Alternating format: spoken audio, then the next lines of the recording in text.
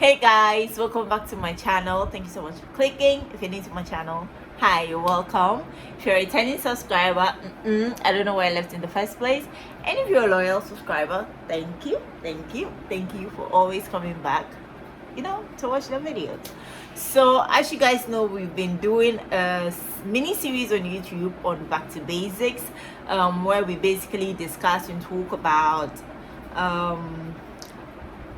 basic hair etiquettes, things we should do for our hair, things we shouldn't do, getting to know our hair intimately, and just figuring out the basic dynamics of having this beauty called natural hair. So I don't know which episode this is, as usual, because I just keep it coming. But then today's video, we're going to be talking about 10 reasons your hair isn't growing. Yeah, I know a lot of people have sent me questions and DMs and stuff like that. They want to know why their hair is not growing. So I'm here to take you through 9 or 10 reasons why your hair isn't growing. So the first one is too much heat. Talk to me. So there's a lot of people, I am guilty of this in the beginning. When I started my natural hair, I was also kind of obsessed about growth, like most naturals are. So I was trying to blow dry my hair, straighten it every time to just get a little bit of length. I can say that, oh my god, my hair is growing and stuff like that. It's detrimental to your hair because too much application of heat is going to damage your hair strands. It's going to damage the cuticles. It's going to damage the hair shaft. So they're going to be weak. So they will not be able to carry on the new growth. It's like a weak mother carrying a newborn baby.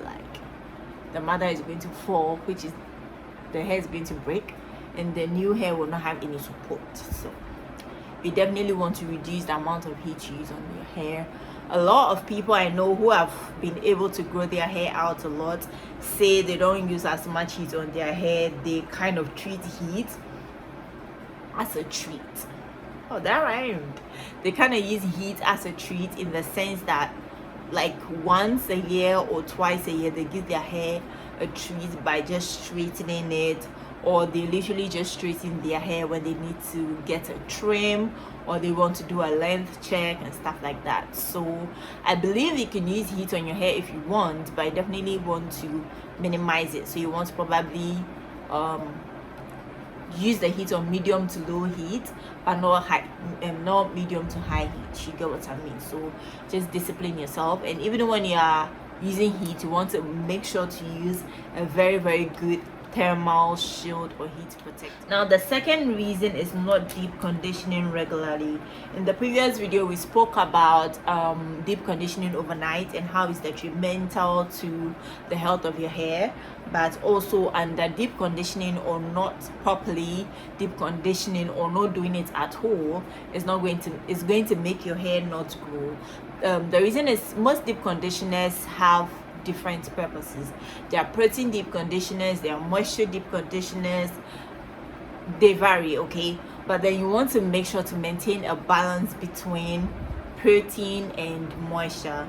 Again, not everybody needs protein, so depending on your hair type and texture and porosity and all of that, you want to use that as a determinant of the kind of deep conditioners you use and how you use them effectively. Now the third thing we want to talk about is over styling, okay, or over protective styling.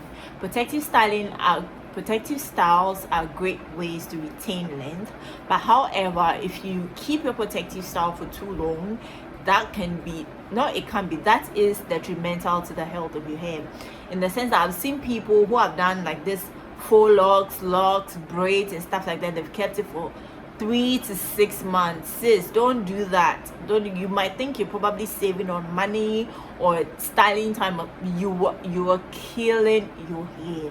Don't do that. Protective styles are generally supposed to last between a week and 6 weeks, so that's between 1 week and 1.5 months. But I typically recommend to people to just keep it between just a week to maximum 4 weeks, so that you can get time to cleanse your hair, cleanse your scalp. You need your scalp to be clean all the time. If your scalp is clean, trust me, your hair will grow, because that way there's no kind of dirt clogging your pores. Your scalp is breathing. If you do your regular scalp massages and stuff like that, you stimulate your scalp and your hair is going to grow. So you definitely want to make sure that your protective styles are kept just within a specific amount of time. And even when you have protective styles, you want to make sure that you kind of moisturize or find ways to still care for your hair beneath the protective style. Now, the fourth thing we want to talk about is poor diet or water intake. Believe me, you are what you eat. Basically, you are what you eat. If you eat junk, you're going to be junk. If you eat healthy, you're going to be healthy. Now, water is one of the most underestimated things in this world. Water is a lifesaver. See, if you like, drink more water and watch your skin glow, watch your hair glow and stuff like that. I basically try to drink, the is it 1.5 liter, the bigger Voltic bottle. I can drink 3 or 4 of that in a day, and the medium size ones, just drink as much water as you can. I personally would take water over soda any day. So you want to make sure you pay good attention to your diet, eat your vegetables, eat your fish, eat whatever you need to eat to be healthy. Anyway, the fifth thing we want to talk about is not moisturizing your ends. Your ends are typically the most assaulted part of your hair, if that makes any sense, because if someone wants to touch your hair, it's the ends you're going to touch. Oh my god, your hair is so nice. When you yourself are going through the day, you're going to be doing this. And then when your hair is on your shoulder, the friction is rubbing against your clothes and stuff like that, and also it's always exposed to the sun, to the dust, to all of that. So it's important to moisturize your ends, or when you're moisturizing, make sure you pay most attention to your ends, because that's what kind of holds your hair down, if that makes any sense. So just moisturize your ends and pay particular attention to protect them. The thing we want to talk about is no scalp stimulation. Now, most people also underestimate the importance of scalp massages or scalp stimulations. Scalp massages or stimulations are a great way to stimulate blood flow in your head. So even there are most of times I'm kind of having a headache or stuff like that, I just put my hands into my scalp straight up, and I just start to just move my scalp around. Oh my god, it's so satisfying. So you just do that, and even with the headache, you realize that it leaves almost as soon as possible. You get what I mean? So when you stimulate your scalp from time to time, you make room for blood to circulate, which will help your hair to grow longer or healthier, or whatever you mean you need. And it also, do you ever have this moment where your mouth is going faster than your brain? That's what is happening right now. So scalp stimulations help blood flow. It helps to so the scalp massages help blood to circulate, which in turn will help your hair grow. That's about it. The seventh thing we want to talk about is using the wrong product. Now, most people are guilty of this, copying other people's regimen, other people's product. People saying they're like, oh my god, your hair is so nice, what product do you use? Yes, products play a good part in how your hair turns out, but it's not the holy grail of hair, in the sense that you can have all the best products in the world, but if you don't know how to use it, you're not going to derive any benefits from it. I've seen people who have literally used just black soap and shea butter all their lives for their hair, and they have very beautiful hair. I've seen people use the most expensive high-end product and their hair is still the same. So it's not really always about the product. Yes, they're important, but they're not always important. So you want to pay attention to your techniques, to your how much you know about the product and how it works, and then with that information you can use that to better select or choose products that work for you. And again, that is the reason we're having this series anyway. So the next one I want to talk about is no sleep protection. no sleep protection. I keep saying this to people all the time, that it's important to shield your hair when you're going to bed. Shielding your hair when you're going to bed is like riding a motorcycle with or without a helmet. If something happens, you're going to break your head and you're going to die. Okay, so not literally in that sense when it comes to like you're protecting your head when you're sleeping, but then if you don't wear any satin bonnet or you don't sleep on a silk or satin pillowcase, what is happening is the friction between your hair and the cotton sheet you're sleeping on is going to dry out your hair. You know, cotton is very absorbent, so it's going to dry out the hair and it's going to start causing single strand knots, split ends, which will in turn cause shedding and breakage, and then you lose your hair. So it is very, very, very, it's one of the single most important things that naturals have to pay particular attention to. Number 9 is dry detangling. Detangling your hair when it's dry. Trust me, that is the one thing you never ever want to do as a natural, because when your hair is dry and you're detangling it, it's like holding this pen which has literally no elasticity in it and expecting not to break.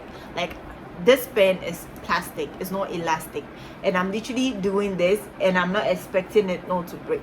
It doesn't make any sense. It's going to break.